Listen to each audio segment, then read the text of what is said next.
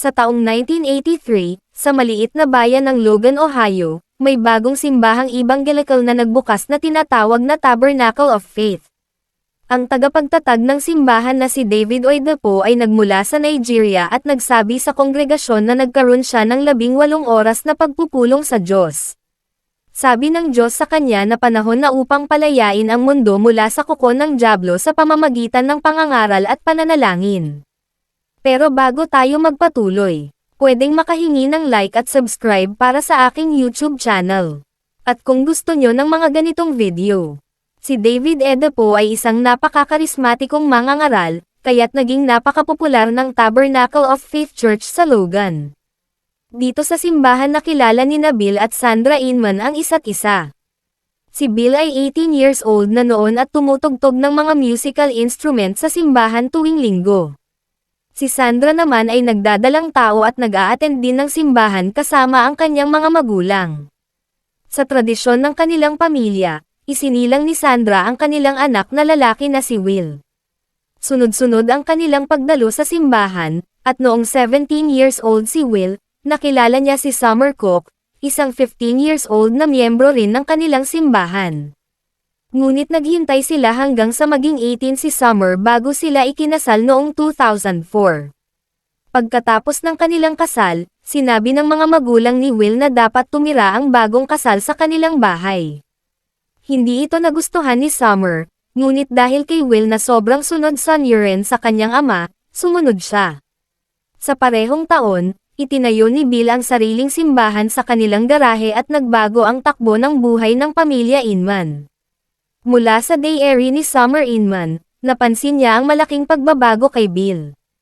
Hindi na raw niya nakikilala ang kanyang asawa at nagsimula itong maging fanatiko sa relihiyon.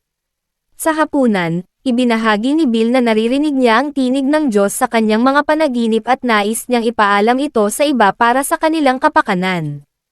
Alam ni Will na nagiging relihiyoso na ang kanyang ama, pero anong magagawa niya laban dito?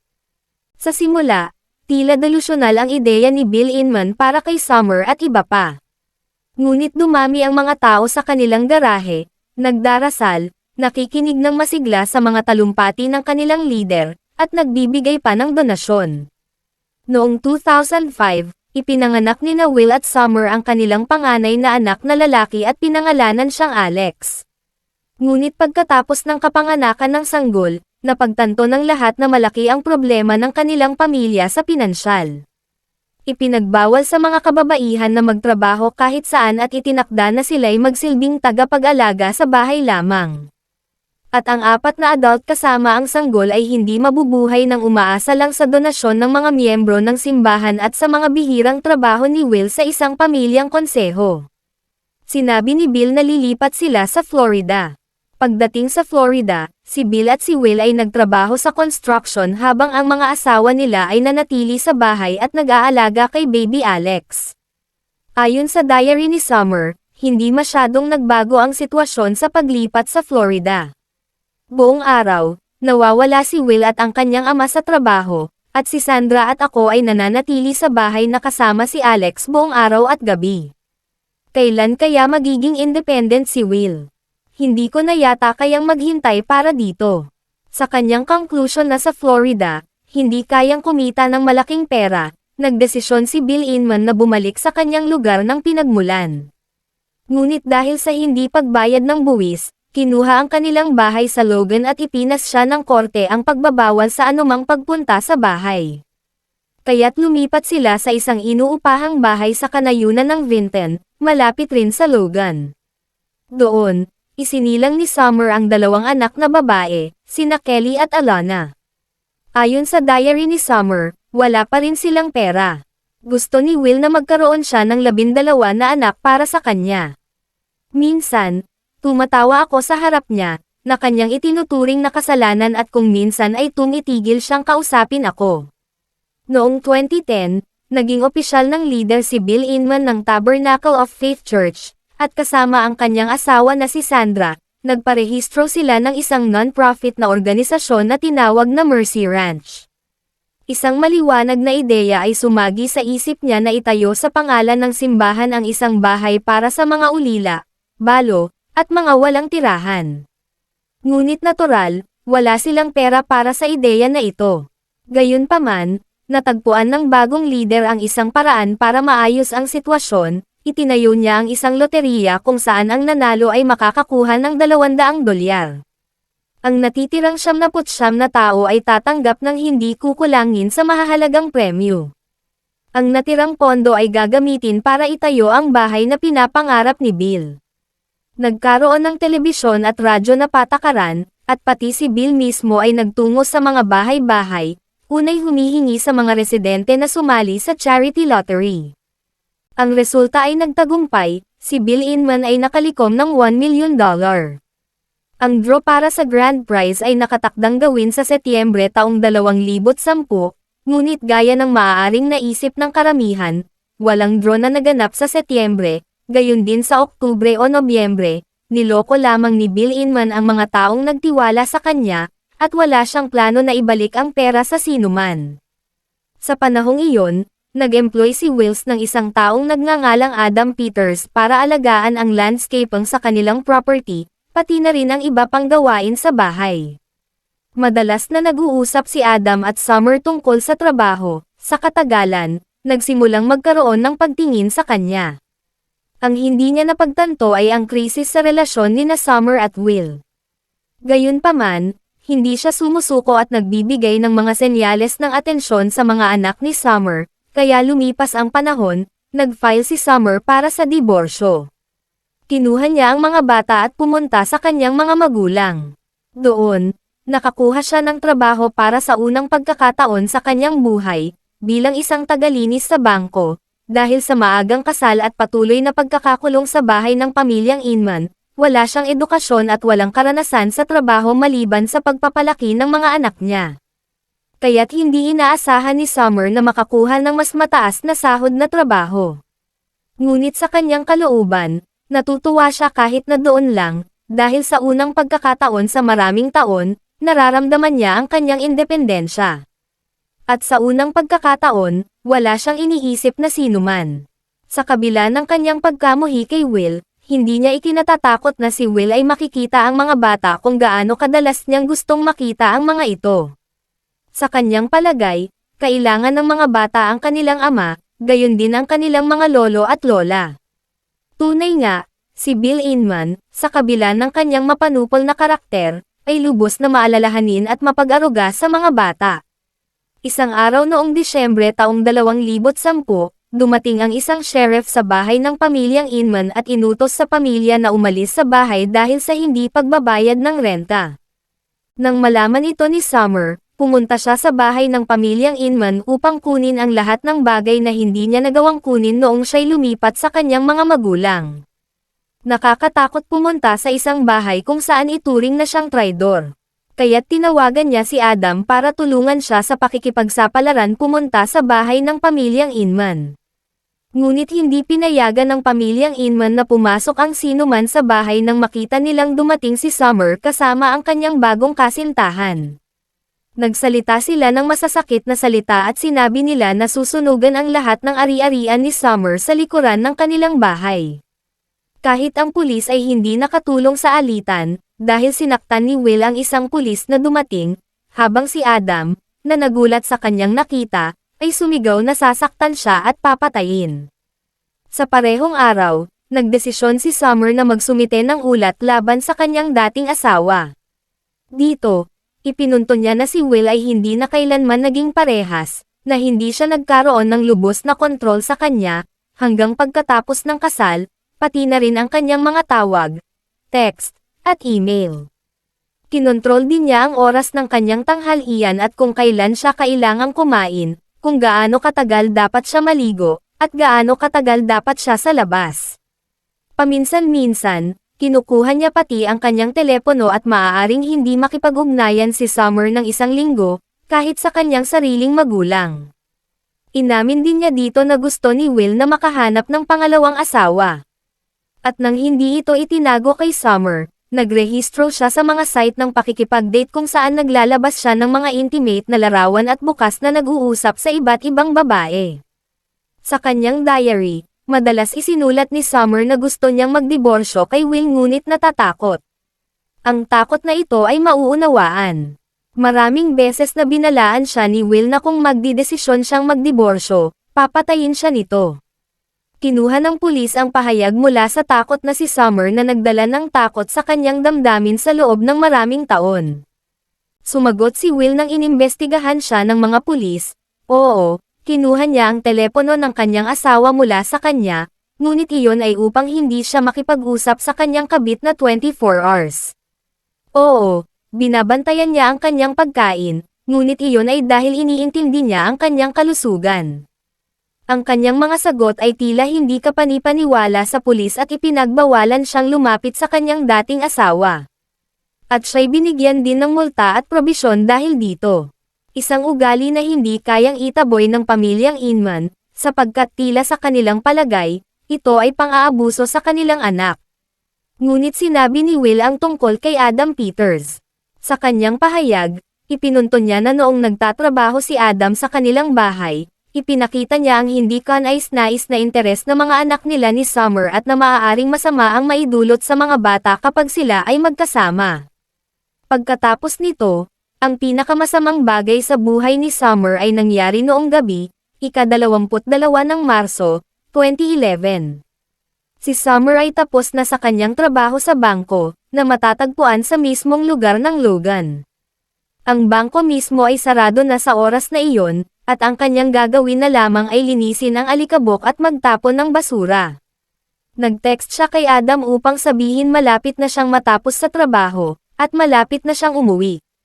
Alas 12 na ng gabi, pero wala pa rin si Summer. Bagamat hindi pa siya kailanman na late dati. Nagsisimula ng mag-alala si Adam. Nagdesisyon si Adam na puntahan si Summer sa kanyang trabaho. Sa oras na iyon, ang mga pinto sa bangko ay nakasara. Wala nang ilaw sa mga bintana, na nangangahulugang wala si Summer doon. Naglakad si Adam sa paligid ng gusali ngunit hindi nakakita ng sinuman. Pumunta si Adam sa basurahan kung saan nagtatapon ng basura si Summer, wala rin siya doon. Pero malapit sa mga lagayan ng basura, nakakita si Adam ng mga gamit ni Summer, ang kanyang purse, ang kanyang cellphone, at ang kanyang red jacket, na nakatapon sa damo, malayo kaunti mula sa kanyang mga gamit. Kaagad niyang tinawagan ang numero ng pulisya. Dumating ang pulis at ginawa ang isang search sa mga gamit ni Summer. Pagkatapos ay pumunta sila sa bangko kung saan nagtatrabaho si Summer at tinanong ang mga gwardya, kung saan sinabi nila na si Summer ay umuwi na ng mahigit 1 oras na ang nakakaraan at hindi na siya nakita. Sa liwanag ng mga ilaw ng pulisya, 3 tao ang lumapit. Sa gayon, lumilitaw na mga saksi sila sa pagdukot. Ang 2 babae ay naglakad para mag-jogging, at bagamat gabi na, nakakita sila ng puting Ford na umiikot sa bahay ng bank cleaner. 2 lalaki na may itim na maskara ang bumaba at ipinasok ang sumisigaw na babae sa likod na upuan. Sa sigaw ng babae, isang iba pang saksi ay tumakbo papunta sa sasakyan at sinubukan siyang iligtas. Ngunit pinagsabihan siya ng babae na blonde ang buhok na nasa likod ng manibela ng sasakyan, at saka inispray ng gas ang mukha ng lalaki, at ang lalaki ay napahiga. At mabilis na umalis ang sasakyan kasama ang mga kidnapper. Walang telepono ang mga babaeng saksi, kaya't agad silang tumakbo sa pinakamalapit na istasyon ng pulisya, kung saan sila'y nagkwento sa isang napakakaimaw na paraan at sinikap na ihayag ang kanilang nakita. Ang mga pulis na naka-duty ay nagtawanan lamang sa kanilang kwento, inakalang likas lamang na imbento ng mga nagjo-jogging na gabi. Sino ba naman ang mag-iisip na isang bank cleaner na may mga trash bag sa kanyang mga kamay ay kikidnapin? Pero, tulad ng nangyari, ang kwento ay totoo. At dahil sa kahinahinala ng mga pulis, ngayon ay hindi na matagpuan si Summer sa mainit na impormasyon. At dahil maliit na bayan ang Logan, kaya't ang balita ng pagdukot kay Summer ng 3 di kilalang kidnapper ay kumalat sa buong bayan sa buong gabi. Sa umaga, nag-organisa ang proactive na mga mamamayan sa mga grupo upang hanapin ang nawawalang si Summer. Isinuyod nila ang mga parke, bakanteng lote, at mga iniwang gusali, ngunit si Summer ay hindi matagpuan kahit saan. 1 linggo bago siya mawala, sinubukan ni Will Inman na tutulan ang kanyang bayad para sa suporta sa anak. Ayon sa kautusan ng korte, dapat siyang magbayad ng $100 para sa bawat anak. Ngunit dahil ang kanyang buwanang sahod ay $500 lamang, hiningi niya na mabawasan ang bayad sa $150 para sa 3 anak. Humiling rin si Will ng buong pangangalaga ng kanyang mga anak, ngunit tinanggihan ito ng korte. Samantala, pinuntahan ng mga pulis ang bahay ng ina ni Bill sa kabilang bayan. Sinabi ng 3 ito na wala silang narinig tungkol sa pagkawala. At noong araw ng pagdukot, nasa Cleveland sila kung saan nais nilang humanap ng bagong tahanan. Ngunit sa kasamaang palad, hindi sila nakarating doon dahil nasira ang kanilang sasakyan sa daan at nangamba na mabakant sa gabi sa isang tahimik na highway, hanggang sa umaga, kaya't kinailangan nilang bumalik sa Logan. Bukod dito, muling sumiklab ang kanilang nakaraang pagkagalit kay Adam at nagsimula silang magbigay ng sisi sa lahat kay Adam. Ang sira ng kotse ay hindi maaaring patunayan o mapabulaanan, ngunit sa panahon ng pagsusuri, nakita ng pulisya ang isang puting Ford sa bakuran, katulad ng iniulat ng mga saksi sa pagdukot noong oras na iyon. Kinuha ang GPS receiver mula sa sasakyan. Sa panahon ng pagsusuri, natuklasan na ito'y naka-off ang GPS noong oras ng pagdukot kay Summer. Nagpasya rin ang pulisya na suriin ang mga cellphone ng pamilya Inman, na nagpapakita na hindi umalis ang pamilya sa Logan sa gabing iyon. Maagang natanggap ng pulisya ang karagdagang impormasyon na 7:30 ng gabi, ng umaga ng pagkawala ni Summer, huminto ang puting Ford sa isang car wash kung saan silang 3, sina Bill, Sandra, at Will, ay nagpapalinis sa loob ng kotse. Inaresto ang buong pamilya at dinala sa himpilan ng pulisya. Si Bill, na inililipat na sa ilalim ng braso ng pulis, ay sumisigaw sa kanyang matandang ina na wala silang kasalanan, na ito ay gawa ng demonyo laban sa kanila at sa kanilang mga miyembro. Sa istasyon ng pulisya, ang mga pamilyang Inman, parang itinutuksong, paulit-ulit na inuulit ang parehong bagay. At ito'y nang maliwanag na wala silang alibay at nahaharap sila sa parusang kamatayan. Kinuha ni Sandra ang sisi mula sa salaysay ni Sandra Inman. Ang pagdukot kay Summer ay ideya ko. Ito ay ideya ko. At ako ang nagmamaneho ng puting Ford noong gabi na iyon. Siyempre, walang plano na patayin si Summer. Sumumpa ako, ito'y aksidente. Sa gabi ng ika-22 ng Marso, pumunta kami sa bangko kung saan nagtatrabaho si Summer at naghintay ng matagal para sa kanya na tapusin ang kanyang trabaho. 11:00 ng gabi, nakita namin siya malapit sa mga lagayan ng mga basura malapit sa bangko. Lumapit ako sa kanya at ang aking asawa, si Bill, at ang anak na si Will, na nagtatago ng kanilang mukha sa ilalim ng itim na maskara, ay itinulak si Summer papasok sa sasakyan. Muli, wala kaming balak na patayin siya. Ang gusto lang namin ay makita ang aming mga apo, dahil kami ay pamilya.